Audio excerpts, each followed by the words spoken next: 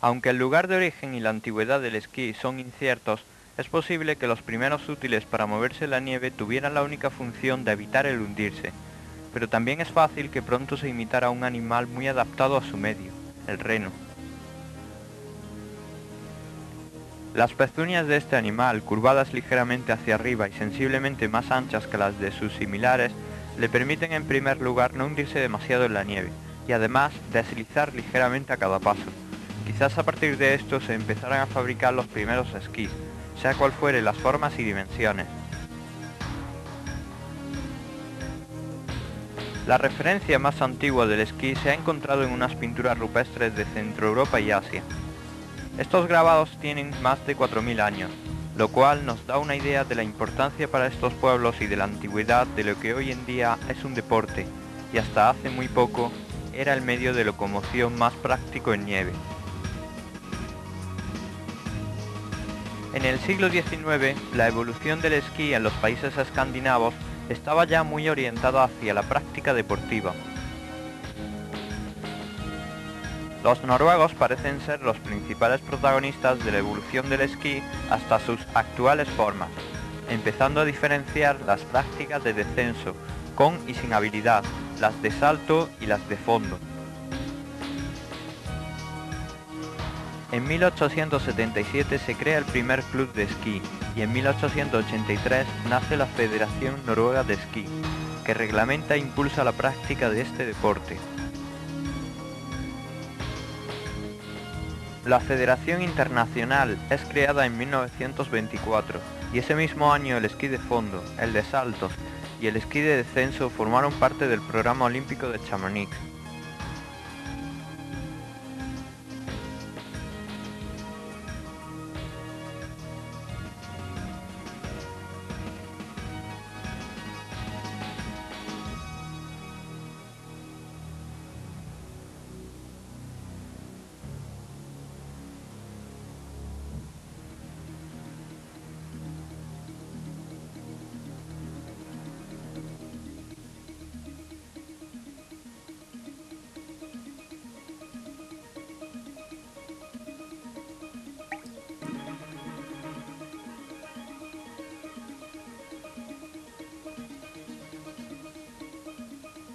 Actualmente se practican una gran variedad de modalidades de esquí.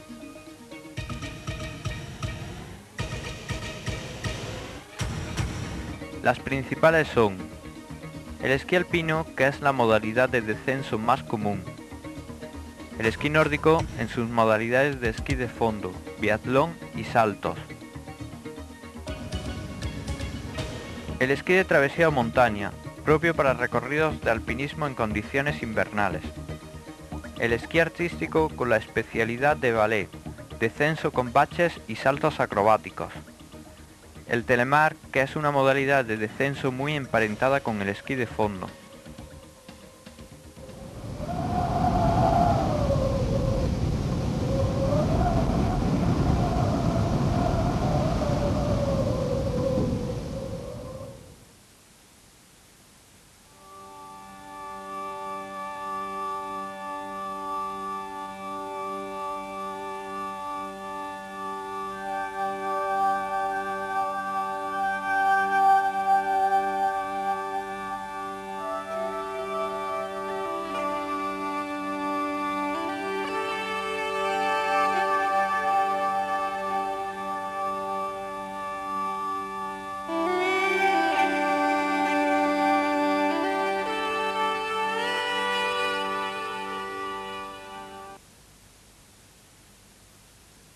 Aspectos generales.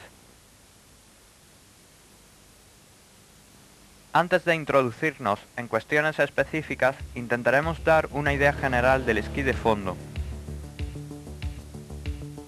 Podemos definir este deporte por el terreno y lugar donde se practica, el material utilizado y las cualidades y habilidades que desarrolla o requiere.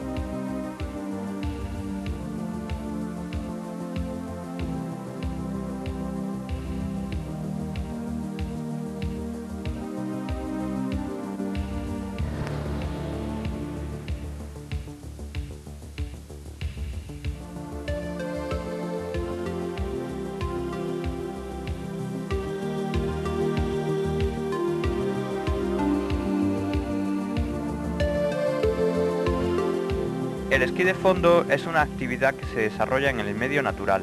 Extensos valles nevados y boscosos y paisajes de alta montaña son los escenarios más comunes. El terreno ideal es el que posee un perfil ondulado, excluyéndose las grandes pendientes. El estado y preparación de la nieve más óptima depende mucho del nivel y técnica del esquiador.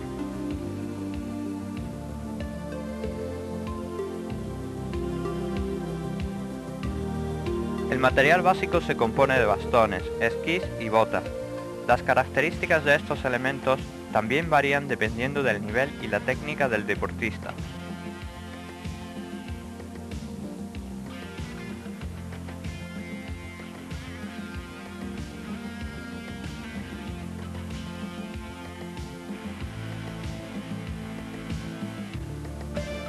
En cuanto a las cualidades físicas, la resistencia aeróbica es claramente la más destacada.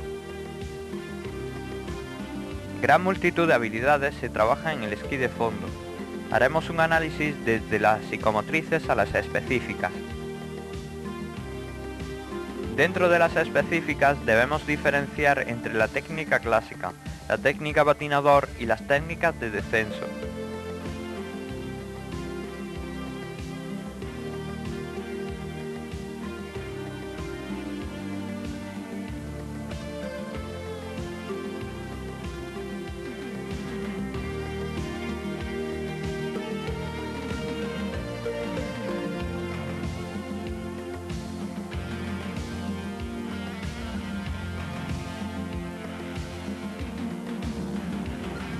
En España, a pesar de nuestra situación meridional, se posee una larga tradición en el esquí de fondo. Ya en los primeros años de este siglo se realizan carreras y se participa por primera vez en una Olimpiada en 1936. Actualmente, el nivel español en competiciones internacionales es aceptable. Se participa en Olimpiadas, Campeonatos del Mundo y pruebas de la Copa del Mundo.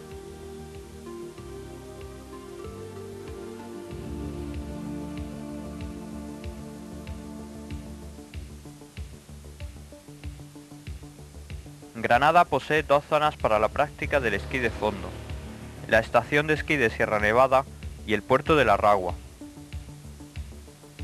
En este último lugar, gracias a que la altura no es excesiva, la orografía es suave y sobre todo el paisaje es inmejorable, la afición a este deporte va en aumento.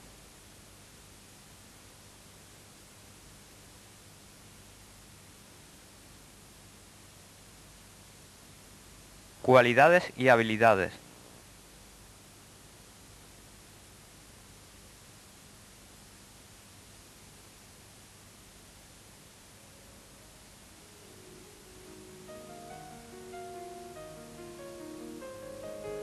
Normalmente en este deporte, en competición o no, predominan los recorridos largos, por lo que la cualidad física que más se desarrollará es la resistencia aeróbica, es decir, la capacidad del corazón, sistema respiratorio, circulatorio y metabólico de suministrar oxígeno y combustible a los músculos para que puedan efectuar repetidamente sus acciones sin perder efectividad. En segundo lugar, se precisa también fuerza-resistencia, es decir, capacidad de los músculos para mantener acciones intensas durante un tiempo más o menos prolongado. Esta cualidad se manifiesta sobre todo en las subidas. En el ámbito de la competición o rendimiento deportivo debemos destacar la resistencia anaeróbica láctica, o sea, la capacidad de mantener durante un tiempo prolongado una elevada intensidad de esfuerzo, a pesar de producirse en deuda de oxígeno y la consiguiente acumulación de ácido láctico. La fuerza isométrica juega un papel importante en algunas bajadas prolongadas, donde debemos mantener una posición de piernas muy tensa. El estado físico del esquiador determina mucho el aprendizaje técnico. Una buena forma física hace posible más tiempo de práctica con menor pérdida de concentración mental en los gestos. Si al gran número de habilidades presentes en este deporte unimos la incertidumbre que provoca el estado de la nieve y la orografía, la práctica de alto nivel resulta muy compleja. Con respecto a las habilidades, el dominio supone en último término dominar las más específicas. Sin embargo, para un análisis más profundo de las aportaciones o requisitos de este deporte, haremos un desglosamiento desde las simples a las complejas, y siempre teniendo en cuenta que el simple hecho de estar sobre unos esquís ya supone desarrollar unas habilidades específicas.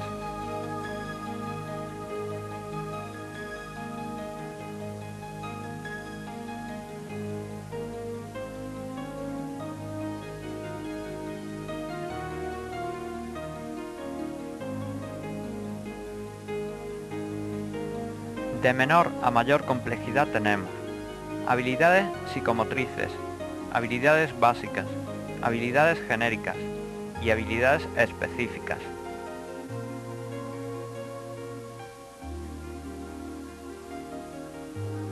Casi todas las habilidades psicomotrices están, de un modo u otro, presentes en el esquí de fondo, pero destacamos como muy importantes el equilibrio dinámico, la coordinación dinámica general, educación sensorial y la respiración. El equilibrio es la respuesta de nuestro cuerpo para contrarrestar unas fuerzas que tienden a alterar la posición. La coordinación es tener una motricidad que nos posibilite unir varios gestos, por ejemplo, impulso de pierna y doble impulso de brazos. Una buena educación sensorial nos ayudará a tener una imagen global de la situación, por ejemplo, posición del cuerpo y estado de la nieve. Es esencial una buena respiración. Debe ser rítmica e ir coordinada en muchas ocasiones al gesto motor.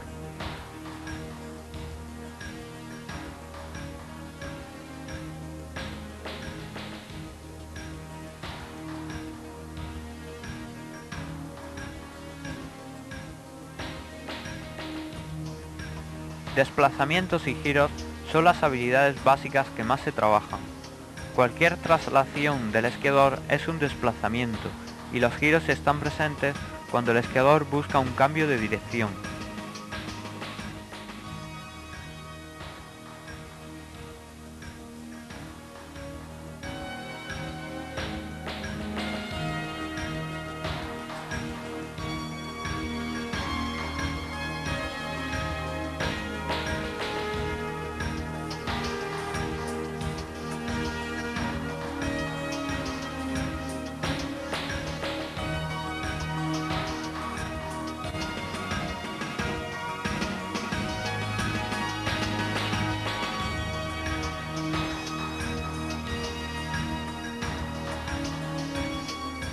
Fintas, paradas y deslizamientos son las habilidades genéricas presentes.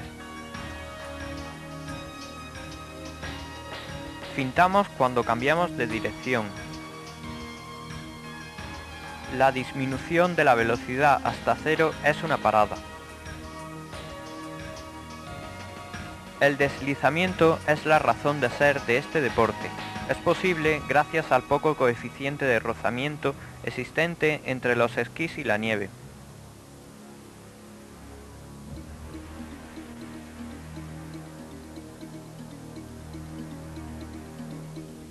Y por fin llegamos a las habilidades específicas. Son las que ningún otro deporte posee. Su conjunto es a lo que se le llama la técnica del deporte.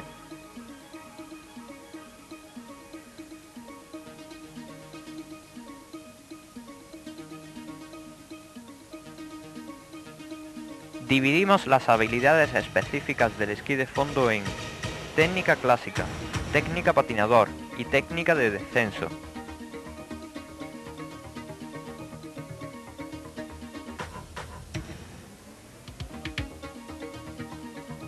La técnica clásica es la heredera de las antiguas formas de desplazarse en la nieve. Se caracteriza sobre todo porque el deslizamiento de los esquís se realiza en la misma dirección del desplazamiento.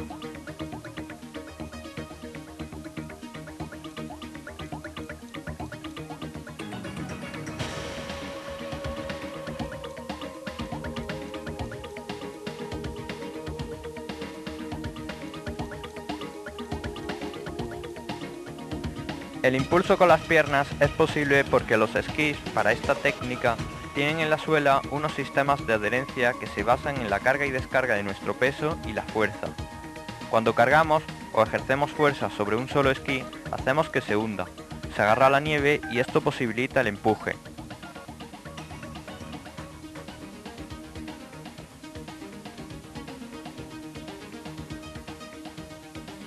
Otra característica de la técnica clásica es que para una mejor práctica se utilizan unos surcos marcados en la nieve. Es la llamada traza o huella. Puede haber sido hecha por otros esquiadores o por una máquina. Los pasos o modos de desplazarse más comunes de esta técnica son el paso elemental, el paso alterno, el simultáneo, el paso combinado, la escalera y la tijera.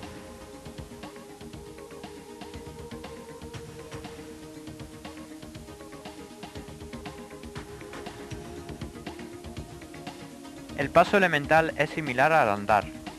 Los esquís no deben levantarse de la nieve sino deslizar. El peso del esquiador siempre está repartido entre los dos esquís.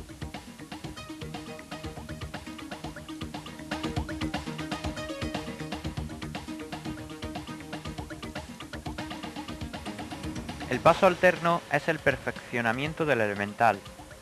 Con un esquí realizamos un impulso enérgico y con el otro deslizamos.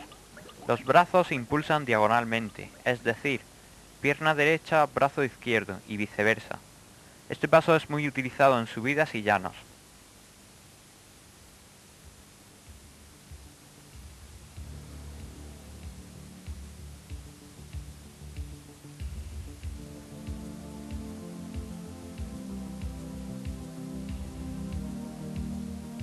En el paso simultáneo solo nos impulsan los brazos.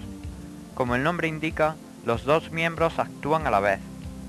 Se utiliza en llanos, bajadas y en algunas circunstancias en subidas suaves.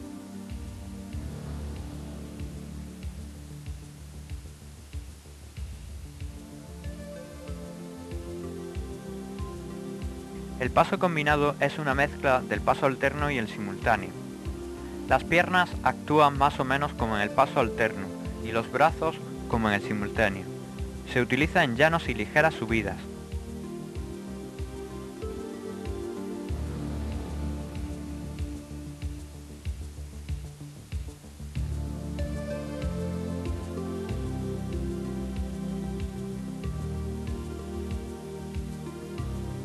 La escalera se utiliza en subidas muy fuertes.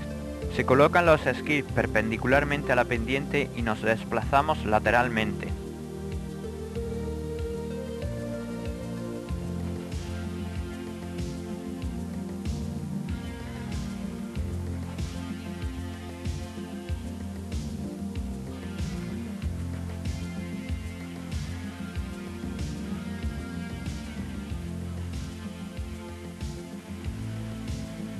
La tijera, al igual que la escalera, es usada en subidas fuertes.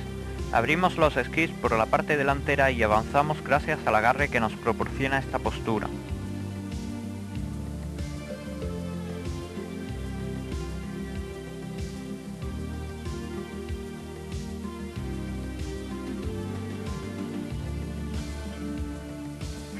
La técnica patinador se caracteriza porque los desplazamientos son semejantes al de un patinador convencional, sobre hielo o ruedas, es decir, el deslizamiento y empuje se realiza de manera divergente.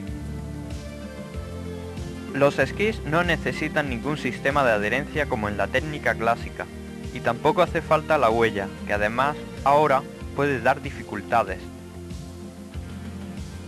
Esta técnica requiere por parte del esquiador un gran esfuerzo físico y por parte de la nieve y esquís un gran deslizamiento, pues es necesario un mínimo de velocidad para una mayor destreza.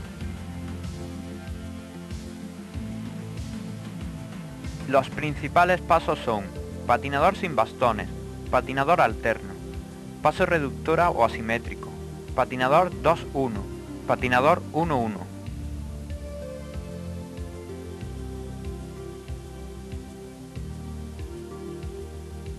En el patinador sin bastones solo tenemos impulso de piernas. Se puede realizar con diferentes flexiones de tronco, dependiendo de la situación. Es un paso utilizado en llanos y bajadas suaves.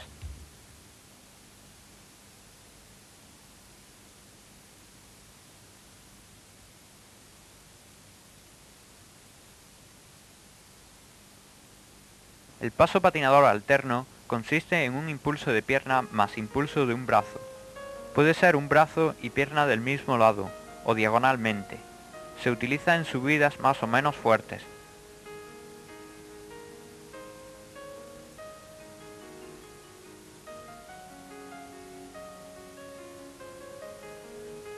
El paso simétrico reductora es el más practicado en la técnica patinador.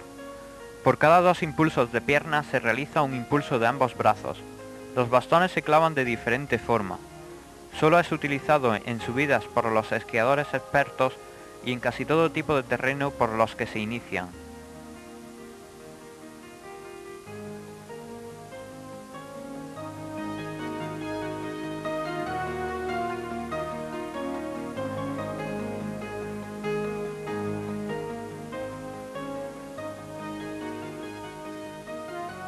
El paso 2-1 es practicado en llanos y bajadas suaves.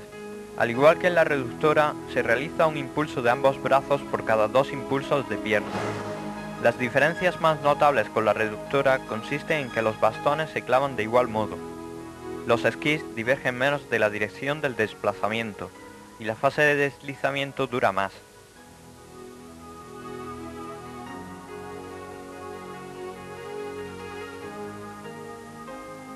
El paso patinador 1-1 es el que más dificultades puede plantear al principiante, pues se necesita bastante más equilibrio y coordinación. Por cada impulso de pierna hay un impulso de ambos brazos. Los bastones se clavan de igual forma. Se utiliza en llanos y en subidas y bajadas suaves.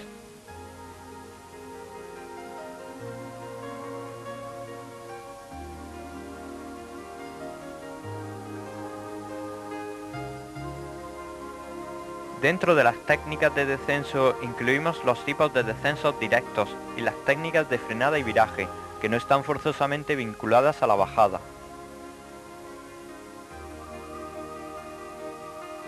Los descensos directos consisten en una bajada sin pretensiones de frenada por parte del esquiador. Se pueden realizar en huella o fuera de ella. Según la postura del tronco diferenciamos entre 2 descensos básicos. Posición erguida o de base, que se utiliza en bajadas suaves, para descansar y sin intención de adquirir gran velocidad. Posición aerodinámica o de huevo. Con esta postura se pretende alcanzar velocidad prestando menos resistencia al aire. El tronco se flexiona hasta tener la espalda más o menos horizontal. Las técnicas de frenada y viraje más importantes son la cuña, el paralelo, el telemark, la divergencia de espátula y la curva en patinador.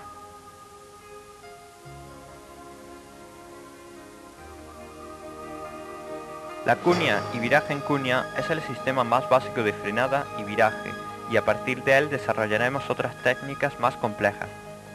Consiste en una divergencia de las colas de los esquís de tal manera que la postura se opone al deslizamiento. El viraje se realiza cargando el peso al esquí exterior y graduando el deslizamiento.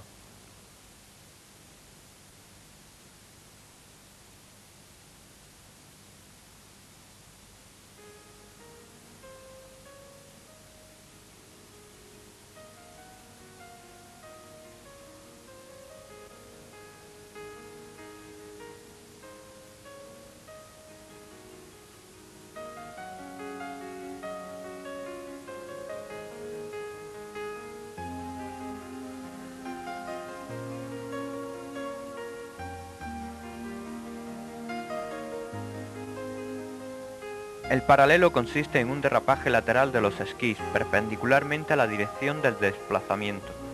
El esquí interior a la curva se adelanta ligeramente. El viraje mediante esta técnica se realiza graduando frenada y deslizamiento.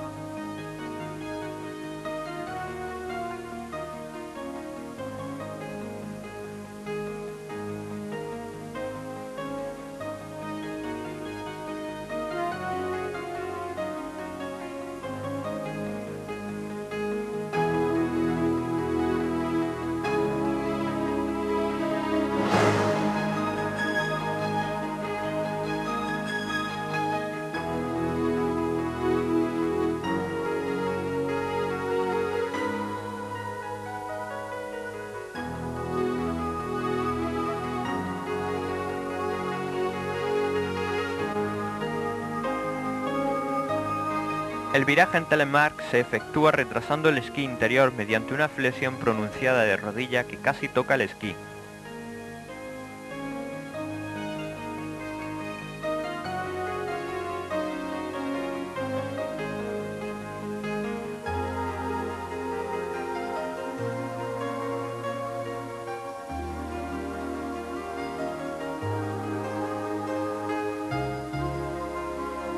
La divergencia de espátulas es el sistema de viraje más utilizado por el esquiador de fondo.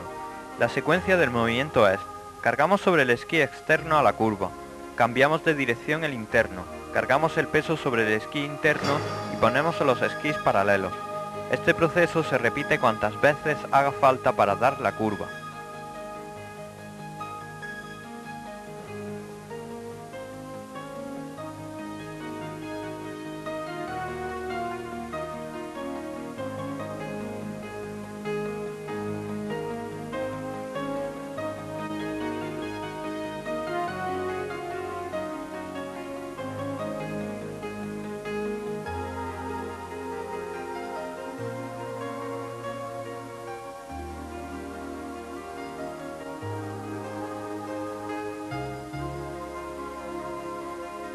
La curva en patinador es semejante a la divergencia de espátula, solo que ahora obtenemos impulso del esquí exterior y a veces también de los bastones.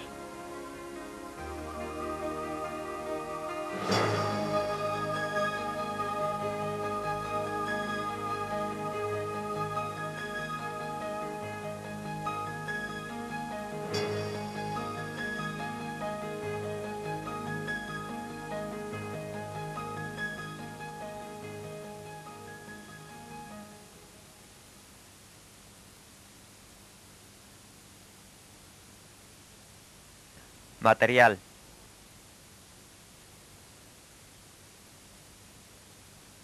Varios factores determinan cuáles son las botas, bastones y tablas más adecuadas para un determinado esquiador de fondo. Debemos saber, por ejemplo, cuál es el nivel de destreza, el peso, la estatura, los objetivos y la técnica que más se va a practicar.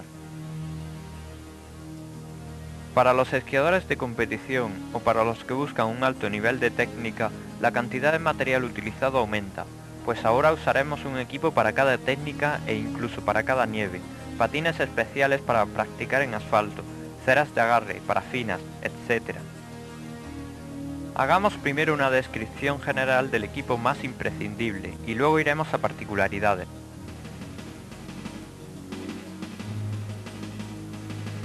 Las tablas destacan por su ligereza, flexibilidad y por ser las más finas de todas las modalidades de esquí.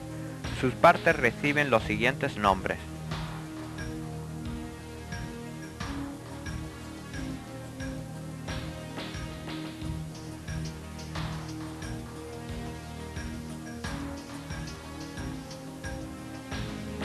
espátula, cola, puente y fijación,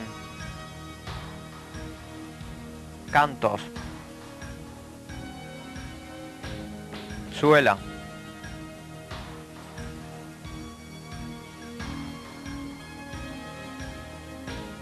canal,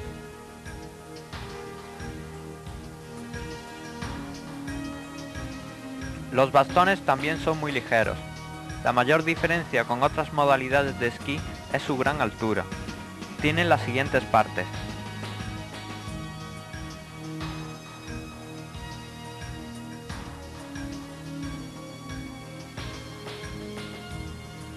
empuñadura, cinta,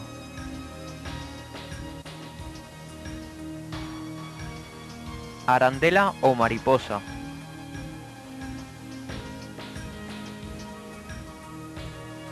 punta,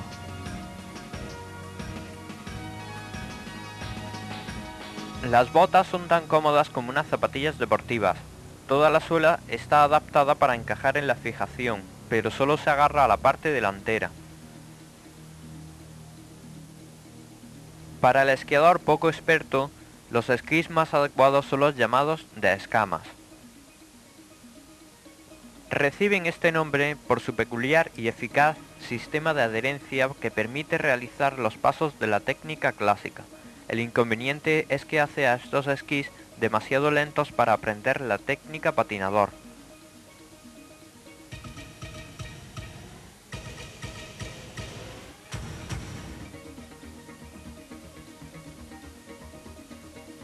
Los bastones son fuertes, normalmente metálicos y con arandela grande.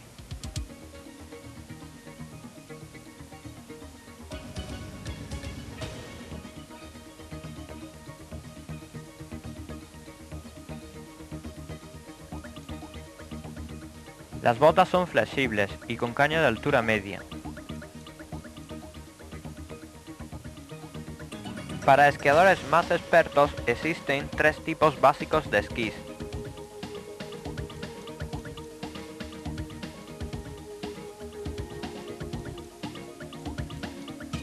Los de clásico, que son altos, con fijación blanda y espátula acabada en punta.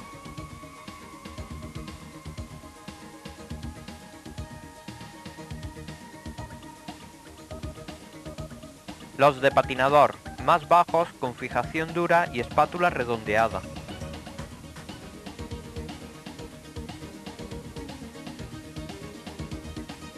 Y los combi, que tienen características intermedias entre los dos anteriores, para ser utilizables en clásico y patinador.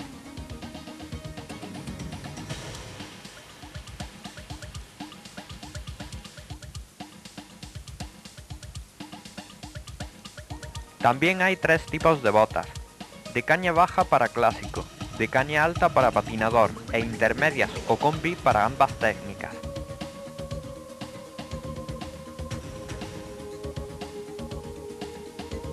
Los bastones para estos esquiadores suelen ser de fibra de vidrio o carbono y las arandelas son pequeñas. Los de patinador son más altos que los de clásico. No hay bastones combi.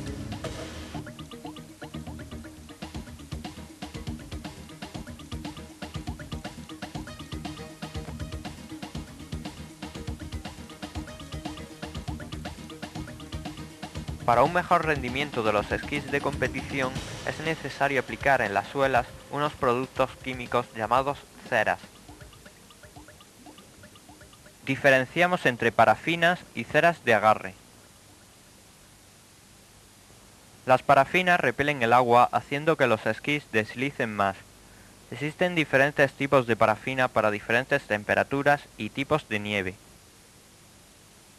Las ceras de agarre son el sistema de adherencia de los esquís de competición en técnica clásica.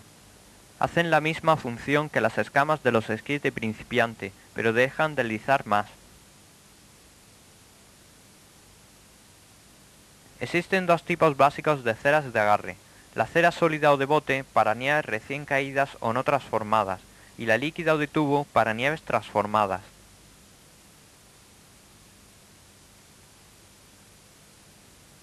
Cada tipo a la vez tiene diferentes subtipos para diferentes temperaturas y nieves.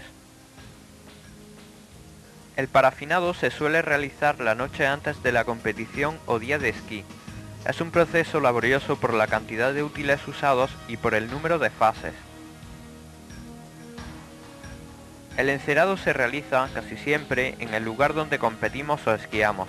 Es un proceso más simple que el parafinado, pero se necesita mucha experiencia.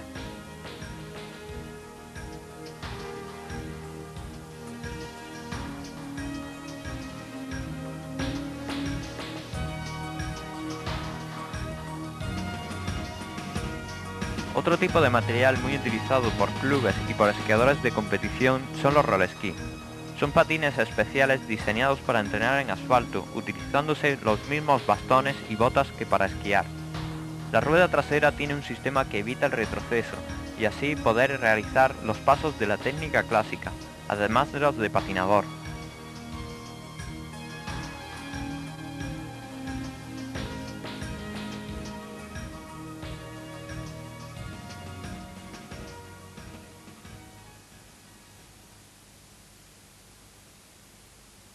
Preparación y aprendizaje. La preparación física del esquiador de fondo debe encaminarse a mejorar las cualidades que más se requieren: es decir, como ya sabemos, desarrollar la resistencia aeróbica y anaeróbica y la fuerza-resistencia isométrica. El mejor entrenamiento de estas cualidades sería practicar el esquí de fondo, pero esto solo es posible en la época invernal y normalmente los fines de semana. Para niños hasta la edad de especialización y para esquiadores sin pretensiones competitivas, el fortalecimiento de la resistencia aeróbica tendrá el mayor protagonismo, alcanzando el 80% del tiempo dedicado al entrenamiento.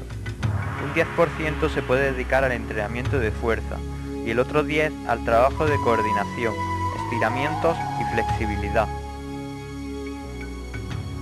Con los esquiadores en edad de especialización y con pretensiones competitivas, el entrenamiento es más sistemático.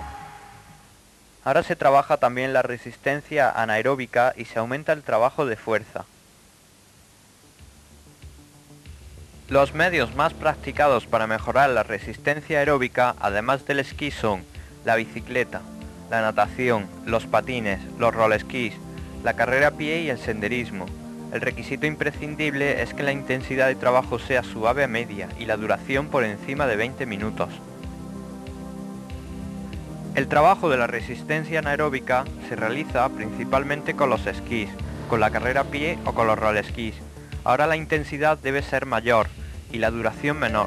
Se utilizan normalmente sistemas de entrenamiento fraccionados.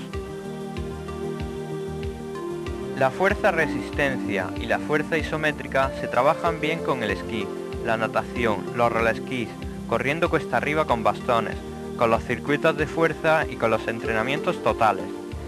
Se suelen utilizar los sistemas de entrenamiento por repeticiones. Como vemos, el entrenamiento del esquí de fondo es muy variado en sistemas y medios. Esto tiene como mayores ventajas el poder entrenar más a menudo intercalando actividades muy diferentes. Se puede alcanzar una condición física muy completa y además es difícil llegar a una monotonía.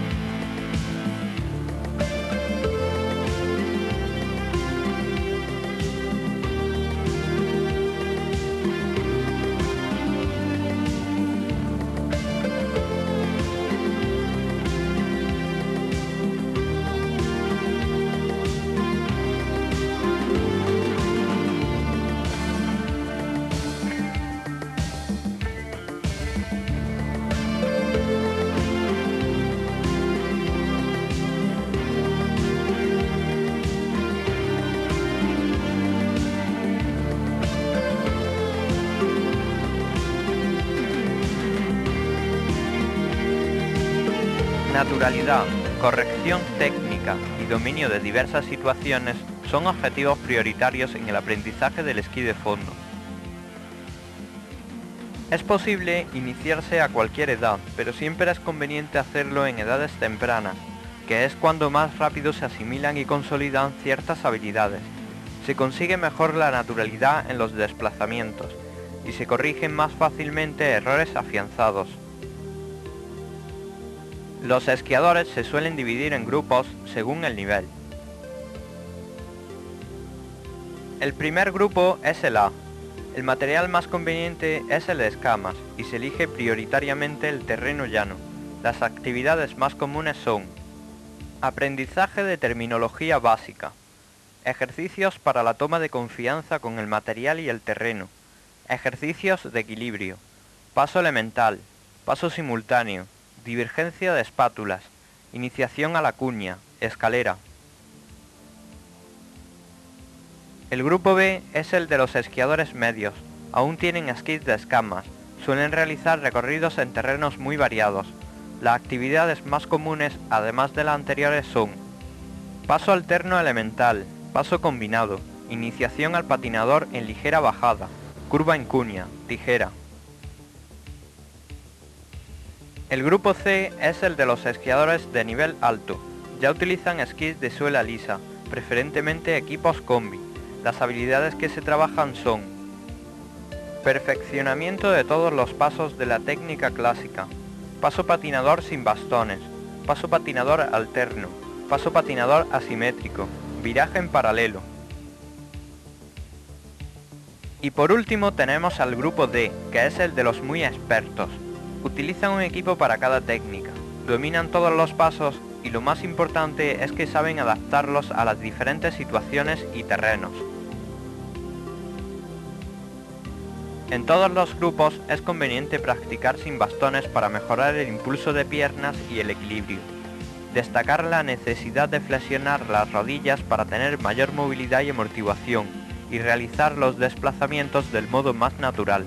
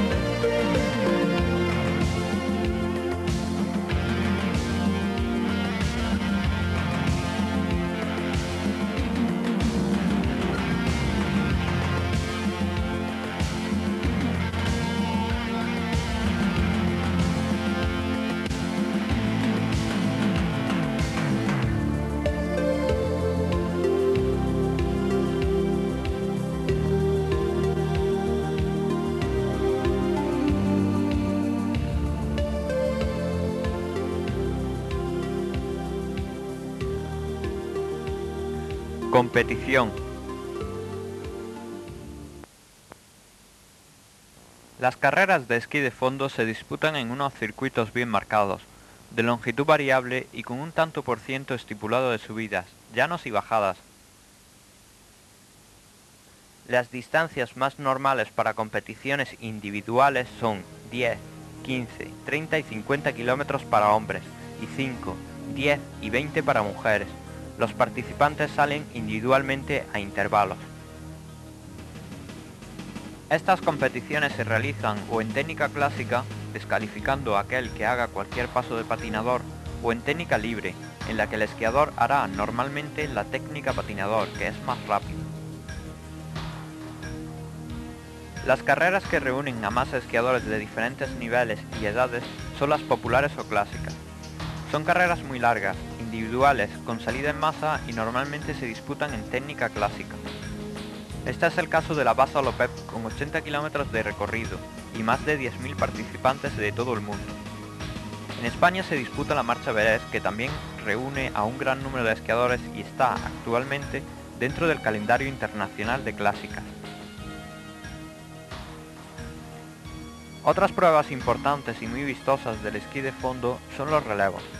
En hombres se dan 4 relevos de 10 kilómetros y en mujeres también 4 relevos pero de 5 kilómetros. La salida es masiva. Los 2 primeros relevos realizan el recorrido en técnica clásica y los otros en patinador. En los países nórdicos se realizan muchos más tipos de carreras. Compiten, por ejemplo, en pruebas de sprint sobre una distancia de 200 metros, pruebas mezclando las dos técnicas, pruebas con un número variable de relevos y en un tiempo dado.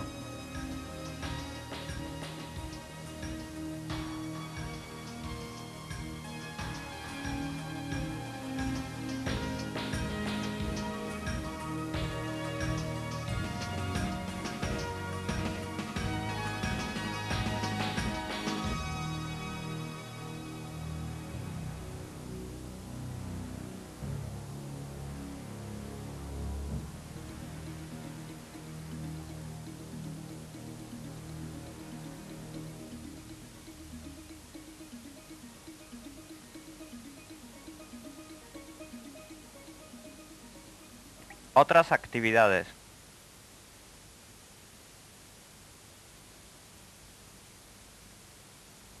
Biatlón, carreras de orientación y excursionismo son las prácticas más comunes de este deporte, además de las competiciones ya mencionadas. Sin duda, el excursionismo es una de las actividades más atractivas. Pisar la nieve virgen, escuchar tan solo nuestro sonido, el de los pájaros y el del viento en los pinos, y el poder admirar paisajes espectaculares es enriquecedor. Pero las posibilidades del esquí de fondo no acaban ahí. Casi cualquier juego convencional se puede adaptar a la nueva situación. Juegos de desplazamientos como el policacos, de lanzamientos y recepciones como el rugby, con golpeos como el béisbol, concursos de saltos, concursos de descensos directos, slalom, gigantes y un largo etcétera hacen imposible el aburrimiento a todo aquel que no se lo proponga.